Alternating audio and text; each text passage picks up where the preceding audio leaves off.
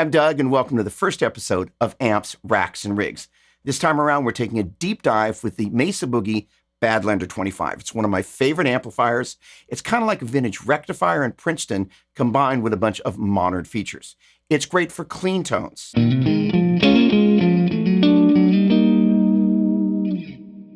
tweed-inspired tones, singing leads,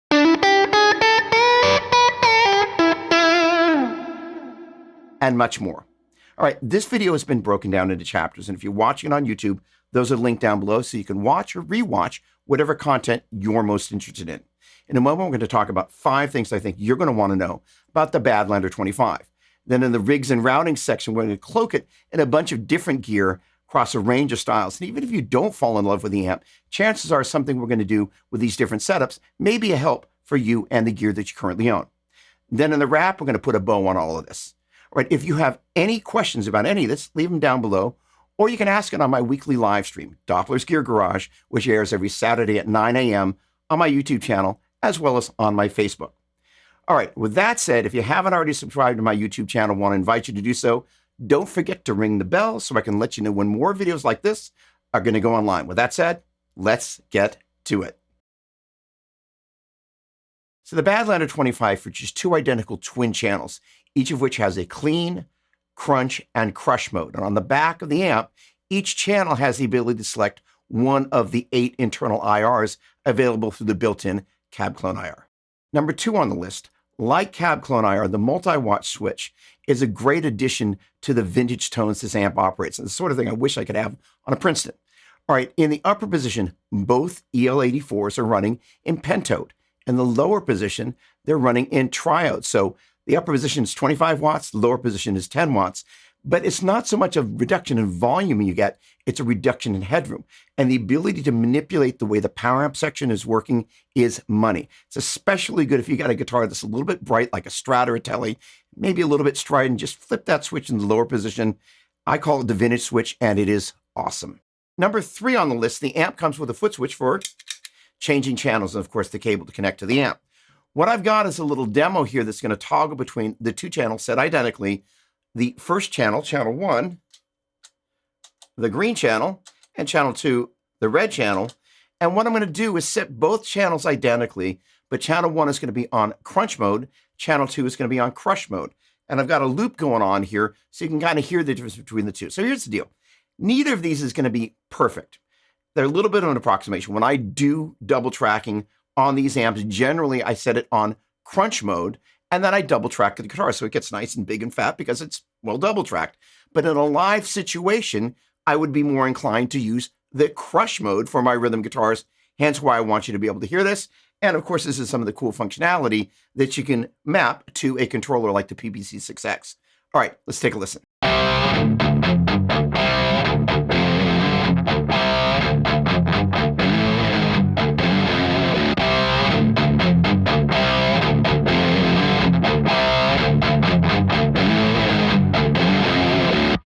Number 4 on the list is it's got a tube-driven buffered series effects loop, which sounds great. What's neat is because it's buffered, if you want to get in the habit of having your time-based effects down on the floor, you can probably get away with doing that as long as your cable runs aren't too long, but probably always a good idea to add some extra buffering there. In any case, that's a huge convenience, and one of the other things we'll cover in future videos is how, for example, if you use 2 Badlander 50s or 2 Badlander 100s, you can use the effects loops to connect them.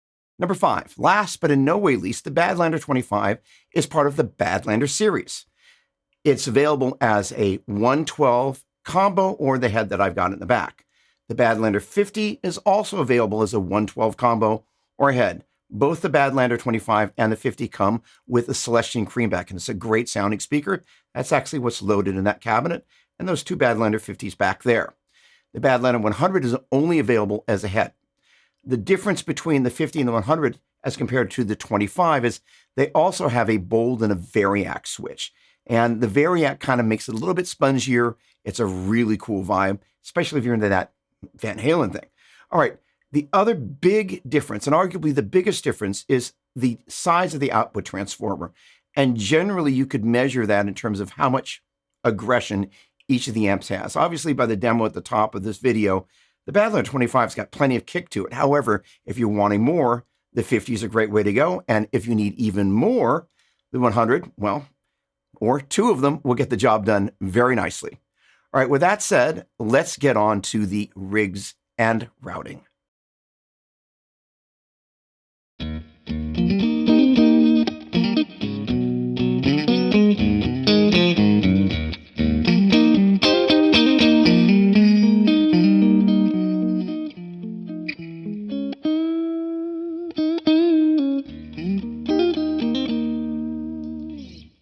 So that demo features a number of the most important things I want to share with you in terms of really the essence of what this amp is about, whether you're running it clean or dirty. So the thing is that unlike a traditional Fender amplifier where you don't have a master volume or frequently don't have a presence control, shaping the tone in many ways start with how much you're actually hitting the master volume. And as you can see in the settings there, I've actually got a fair amount of master volume up there.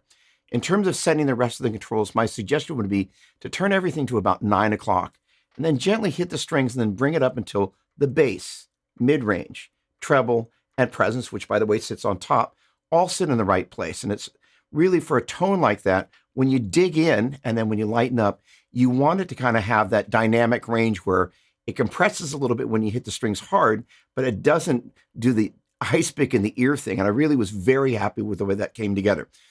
In terms of the signal chain, guitar was running straight into the front of the amplifier. I had the Doppler faux spring reverb in the effects loop, and I was coming out direct out of CabClone IR, built into the back of the amp, into my DAW, but you could also run that into your PA.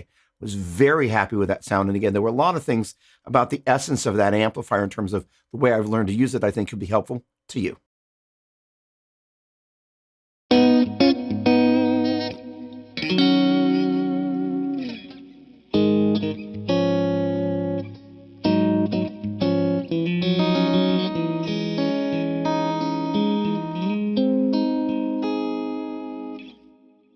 So there are a number of things about that demo that are worth mentioning. So I'm going to do so as concisely as I possibly can. First and foremost, I'm using the exact same settings as I was on the previous demo. So kind of standing on the shoulders of that, I'm cloaking the amp in more gear. It's a great pedal platform. So on the front end, I've added the Hudson Electronics broadcast, which is really kind of like a Neve channel strip, sort of, in a pedal. I'm still using the mini faux spring reverb in the loop, and I've added the Cooper Time Cube, which is a stereo delay, as well as the EMT 140, which is stereo reverb, in post there. So the thing is the ability to harness the amp in terms of as a pedal platform, and in terms of being able to get back into the DAW or the PA direct without a microphone if you don't want to use one, and then add additional effects if you need to. It's a great workflow and is integral to what I do. All right, the guitar was going out into the PBC 6X, and that's a looper. Different effects in the loop. In one of the loops, I had the Hudson broadcast going into the front end of the amp. Again, I've still got the mini faux spring reverb in the loop coming out of CabClone IR using the XLR into my DAW, again, adding the Cooper Time Cube and the EMT 140. And the great thing is that the way Universal Audio is set up, you've got what's called consoles, so I can monitor with those effects inside the DAW without actually printing those if I don't want to. And then I can, in the mix stage, add those same exact effects back in Pro Tools and then mix it to taste. Really great workflow.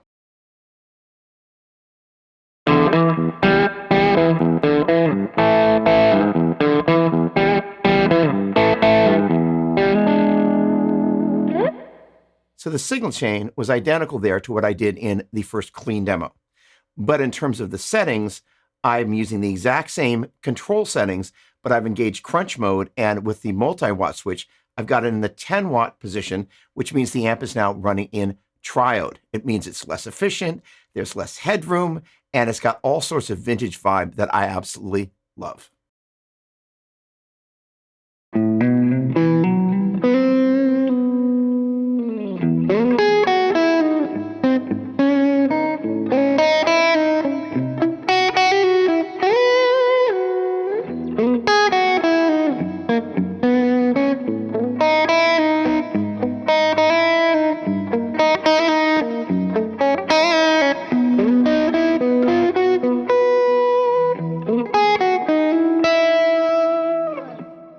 So this one's got a couple of really cool things going on.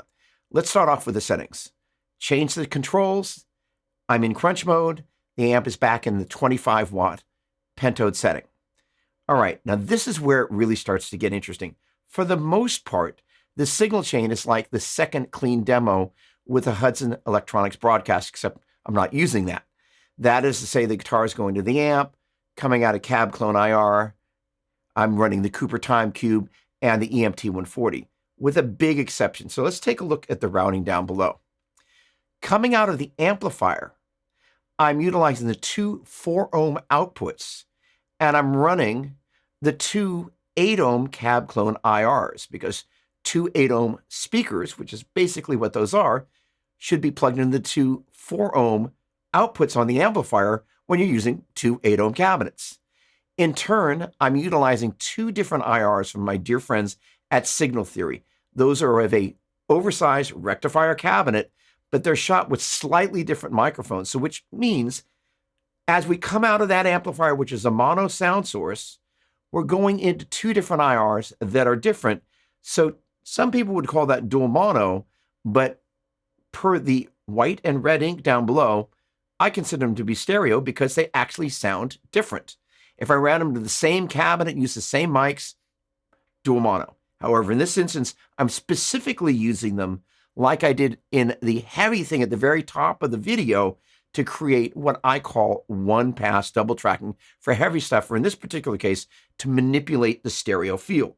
In turn, when those go into my DAW, they tickle the stereo delays and reverbs even more, because what's happening on the left coming into the DAW and what's happening on the right coming into the DAW is a little bit different. So as an end result, you get this beautiful magic happening across the stereo field.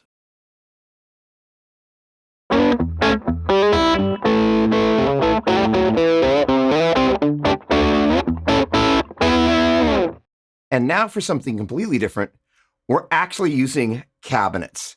So what we've got is on my left, we have an open back 112 cabinet loaded with the Creamback 65. That is the speaker that comes in the Badlander 25 combo, as well as the Badlander 50 combos. Great sounding speaker. Love it. On the right-hand side, I've got a 10-inch speaker in obviously a 10-inch enclosure. Also open back, that's got a Jensen in it.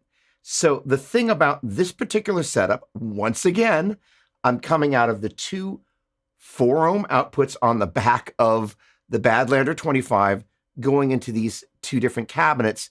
And again, because they're different speakers and different cabinets, even though it's a mono sound source, I'm getting this imagery across the stereo field.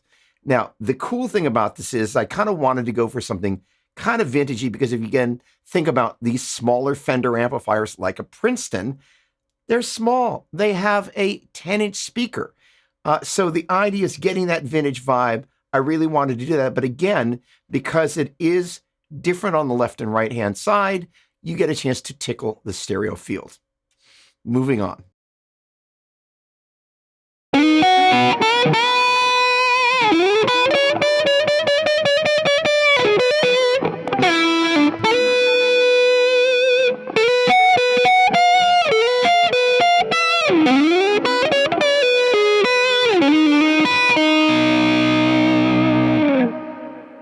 So that was one of my favorites for a number of reasons. First and foremost, I love the tone.